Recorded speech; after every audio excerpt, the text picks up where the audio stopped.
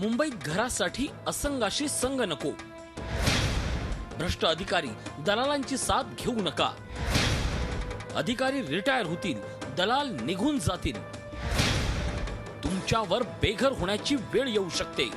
म्हाडाच्या शिवडी, परळ, करिरोड, लोअर परळ, दादर, भायखळा या पुनर्विकास झालेल्या इमारतीत राहणारे हे रहिवासी सध्या चांगलेच धास्तावले आहेत.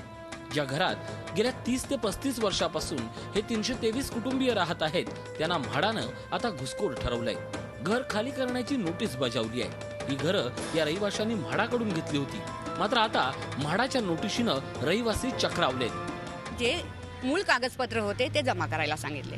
ते पूर्ण जमा केले. जमा केल्याच्या नंतर पैसे भरले. पैसे भरल्याच्या नंतर स्टॅम्प ड्युटी भरली.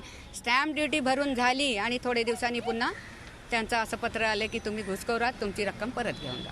इथे एकजुटीने आम्ही राहतोय म्हणून आत्तापर्यंत ठीक आहे, पण मी म्हणते 27 वर्ष जर आम्ही इथे राहतोय आणि आम्हाला अजूनही डोक्यावर छप्पर नाही आहे, जर तुमचं 95-96च्या या ज्या झोपडपट्ट्या त्यांना जर तुम्ही नियमित करता आणि आम्हाला बेवारशासारखी का वागणूक दिली जाते, याचा आम्हाला त्यांनी जाब द्यावा. या रहिवाशांकडे म्हाडाच्या अधिकाऱ्यांनी दिलेलं पत्र आहे. घराची स्टॅम्प ड्युटी, भाडंही स्वीकारण्यात आलंय. विजेच्या बिलापासून सर्व कागदपत्र नावावर आहेत. मात्र हा प्रकार म्हाडातल्या भ्रष्ट अधिकाऱ्यांनी घडवून आणल्याचं स्पष्ट झालंय. वेळोवेळी आलेले गृहनिर्माण मंत्री आणि मुख्यमंत्र्यांनीही सहानुभूतीपूर्वक विचार करण्याचं आश्वासन दिलं, पण रहिवासी अजून संकटातच आहेत.